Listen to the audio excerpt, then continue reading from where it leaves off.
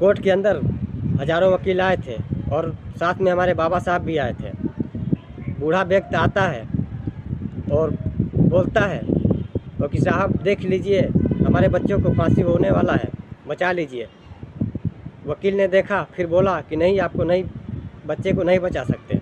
फिर दूसरे वकील के पास जाता है, बोलता है, तो उसने भी देखा, वही जवाब दिया। फिर तीसरे के पास भी जाता है, वो भी यही जवाब देता है।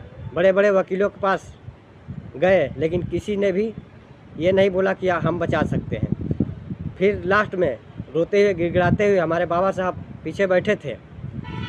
फिर बोले, साहब आप ही बचा सकते हैं हमारे बच्चों को फांसी होने से। तो बाबा साहब उठे और चल दिए और गए। फांसी होने वाला था।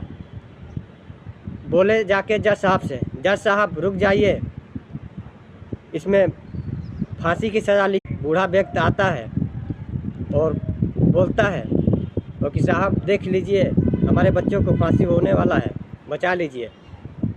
वकील ने देखा, फिर बोला कि नहीं, आपको नहीं, बच्चे को नहीं बचा सकते।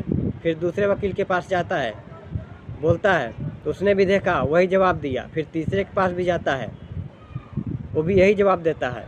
बड़े बड़े वकीलों के पास गए, लेकिन किसी ने भी ये नहीं बोला कि हम बचा सकते हैं। फिर लास्ट में रोते हुए गिड़गिड़ाते हुए हमारे बाबा साहब पीछे बैठे थे। फिर बोले, साहब आप ही बचा सकते हैं हमारे बच्चों को फांसी होने से। तो बाबा साहब उठे और चल दिए और गए। फांसी होने वाला था। बोले जाके जज साहब से, जज साहब रुक जाइए, इसमें फांसी की सज़ा लिखी है, मौत नहीं। तभी से हमारे देश में मौत की सज़ा सुनाई जाती है, फांसी नहीं।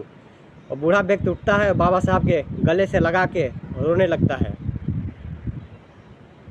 और उसका लड़का भी बच जाता है। तभी हमारे देश में मौत होती है।